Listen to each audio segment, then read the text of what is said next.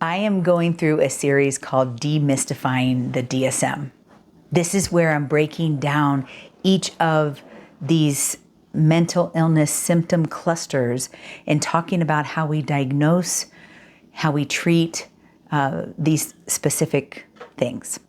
I'm Christy Bundukumara. I am a psychiatric nurse practitioner with over 20 years of clinical experience, but I often bring in my personal story when telling these things because, one, I've been through a lot. I've come through a lot of tragedy personally and have had to use cognitive behavioral therapy on myself, which I now teach to others.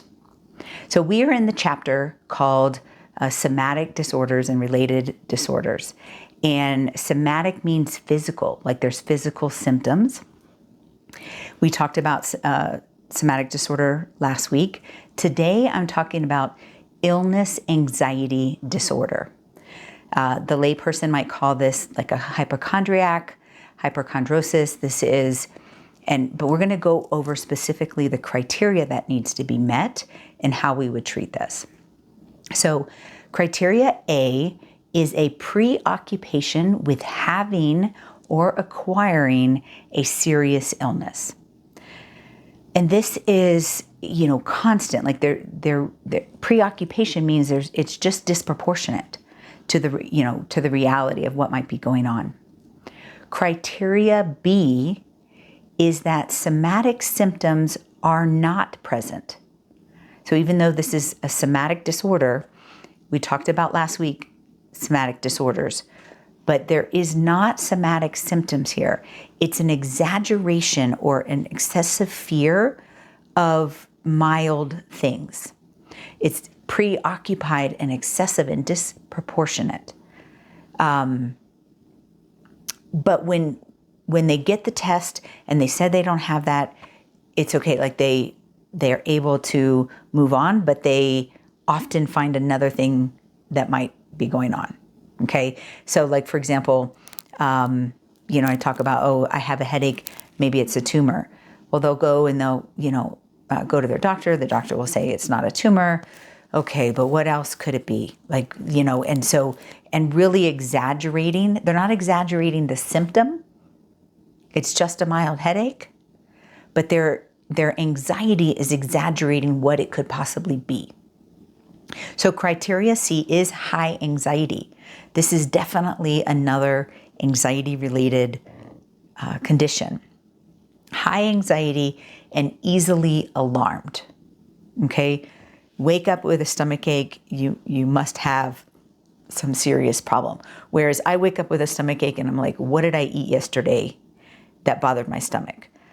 Someone with illness anxiety disorder, they take it up a couple notches. Like, but what if it's this? Criteria D is that they are constantly checking their healthcare stuff. So maybe multiple appointments to their primary care doctor, or, they have machines at home to check their blood pressure, to listen to their heart. Like they're constantly checking on their health. So it's not just kind of a side conversation that they're having, right? It's consuming a lot of their life. Criteria E is that it's been going on for longer than 6 months, but not necessarily the same disorder, but the anxiety around having a serious condition has been lasting longer than 6 months.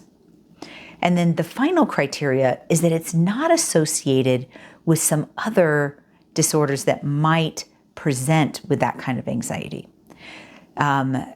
For example, PTSD. I'm experiencing PTSD from my children having a neurological condition that included seizures, and there was always something bad happening, like, especially with my son Reggie, like he was in the ICU multiple times, like there was always something bad happening. And so, like there's something going on with me medically right now, and maybe it's nothing, but the anxiety around what if it's just the next big thing, that's more of a PTSD symptom than it is an illness anxiety disorder symptom, if that makes sense. Also, OCD. You know, is the obsessive compulsion around a very specific thing and it's relieved with their compulsion? That would be more like OCD. Panic disorder, delusional disorder, okay? Delusional disorder of medical type, body dysmorphic disorder. These are things that, and we should have videos eventually on all of these, but making sure that we're really doing the differential on this.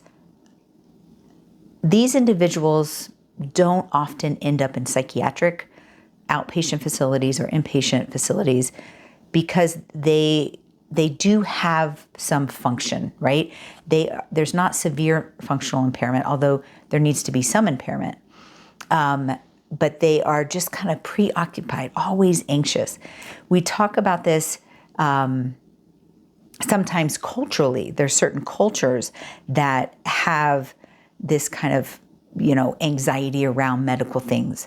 I remember, you know, doing my clinicals early on and being in a pediatrician's office, and this one specific culture were bringing their kids in for things that I felt like, why would you bring them in for that? And he said, that's just culturally how it's done. That's what they do. That's how they are taught to care for their children. So sometimes you just see this kind of high anxiety around medical things in certain cultures. So make sure that it's not, you know, just kind of a cultural difference. But again, they have to meet these criteria, that they're preoccupied, that it's exaggerated. Every little thing that's going on with them is, oh my gosh, it's going to be, you know, oh, I have cancer, or, you know, there's something seriously wrong with me.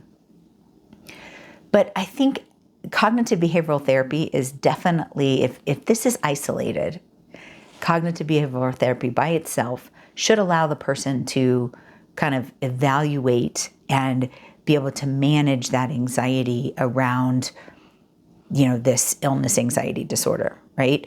Because we can start changing the way we think. We can, you know, put those seeds of doubt, help them with some dialectical thinking, move them through the process of organizing and making choices, and being able to let go or decrease the anxiety around these things with cognitive behavioral therapy. If cognitive behavioral therapy by itself is not effective, we would treat it like an anxiety disorder. And what is our first line treatment for anxiety disorders? That's antidepressants. And the reason that is that the theory of anxiety is low neurotransmission. We have 26 plus neurotransmitters in our brain. We can't manipulate, or we don't have the ability to manipulate all of them with medication. There are things like TMS, ketamine, ECT that can raise all of them at one time. But with medication, if we use like a serotonin reuptake inhibitor, an antidepressant, the theory is that the other neurotransmitters will follow and allow for better neurocommunication. I like to personally use Cymbalta when there's a lot of high anxiety because it has a strong norepinephrine component, which theoretically is about our kind of Zen calming neurotransmitter. And so cognitive behavioral therapy may or may not need medication, but medication probably only if there's kind of some comorbid generalized anxiety disorder. You do see kind of a comorbid generalized anxiety with illness anxiety disorder. So demystifying the DSM, we're just methodically going through each of these pieces to help make better sense of them, and that this is not just a hodgepodge of things. They are a cluster of symptoms that creates a name, but many of them are treated with certain, same types of medications. So that is illness anxiety disorder in our somatic disorder and related disorders chapter. Keep following and learning. If you got to the end of the video, you obviously enjoyed some of the content. I have a lot of free content out there. I am really trying to empower everyone to find their mental strength. So subscribe, get the actual notifications, and let's embrace this journey of mental strength. See you there.